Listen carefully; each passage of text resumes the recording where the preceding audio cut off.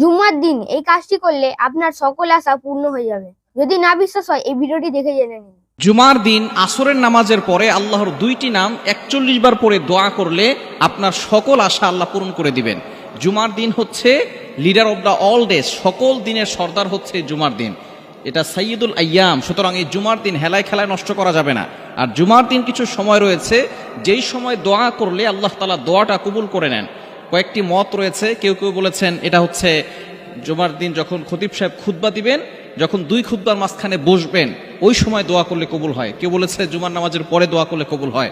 তবে বিশুদ্ধ মত ইমাম আবু হানিফা রাহমাতুল্লাহ আলাইহি জানিয়ে দিয়েছেন, আসরের নামাজের পরে মাগরিবের পূর্বে যদি কোনো ব্যক্তি দোয়া করে আল্লাহ তাআলা তার দোয়াগুলো অ্যাকসেপ্ট করে নেন, কবুল করে নেন।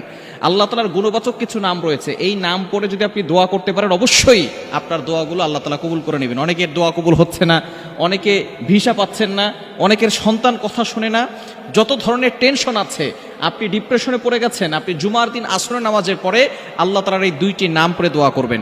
আল্লাহ পাক রব্বুল আলামিনের গুণবাচক নাম পড়ে দোয়া করলে আল্লাহ কবুল করেন, এটা আল্লাহ তাআলা নিজে বলে দিয়েছেন। কোরআন খুলেন, আল্লাহ পাক রব্বুল আলামিন বলছেন ৯ নম্বর পারার ১৩ নম্বর পৃষ্ঠার ৪ নম্বর লাইন সূরা আরাফের ১৮০ নম্বর আয়াতে রব্বুল আলামিন বলেন, ওয়ালিল্লাহিল আসমাউল হুসনা ফাদউহু বিহা।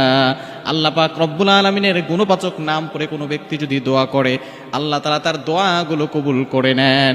সুতরাং দুইটি নাম রয়েছে, এটা সূরা ইখলাসের ভিতরে রয়েছে। সূরা ইখলাস আমরা সকলেই পারি কি পারি না? এই সূরা ইখলাসের এতটা ফজিলত আমরা সকলেই জানি এবং সকলেই সূরা ইখলাসের আমল করি।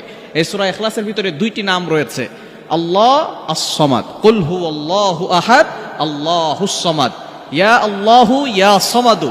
এটা যদি আপনি ৪১ বার পড়তে পারেন জুমার দিন আসরের নামাজের পরে, প্রথমে ৩ বার দুরূদ শরীফ পড়বেন, শেষে ৩ বার দুরূদ শরীফ পড়বেন। দুরূদ শরীফ কেন পড়বেন? কারণ দুরূদ শরীফ পড়লে আল্লাহ পাক রব্বুল আলামিন এই দুরূদ শরীফ পড়ার পরে দোয়া করলে সেই দোয়াটা আল্লাহ তাআলা অ্যাকসেপ্ট করে নেন। আর যদি কোনো দোয়ার শুরুতে দুরূদ শরীফ পড়া না হয়, এটা মুআল্লাকুন, ঝুলন্ত অবস্থায়, পেন্ডিং অবস্থায় থাকে, এটা আল্লাহর আরশে গিয়ে পৌঁছায় না। সুতরাং যখনই দোয়া করবেন দুরূদ শরীফ পড়বেন। দুরুদের ভিতরে সর্বশ্রেষ্ঠ দুরুদ হচ্ছে দুরুদ ইব্রাহিম। আমরা নামাজের ভিতরে যে দুরুদ পড়ি এটা আমরা ৩ বার পড়ব।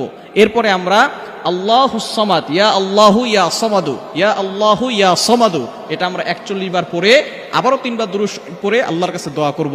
আল্লাহ তাআলা আমাদের সকল যে চাওয়া পাওয়াগুলো আছে সবকিছু পূরণ করে দিবেন। আপনার মতামত, আপনার লাইক, আপনার শেয়ার আমাদের কাছে খুবই গুরুত্বপূর্ণ। তাই সঙ্গে থাকুন, সাথে থাকুন, পাশে থাকুন।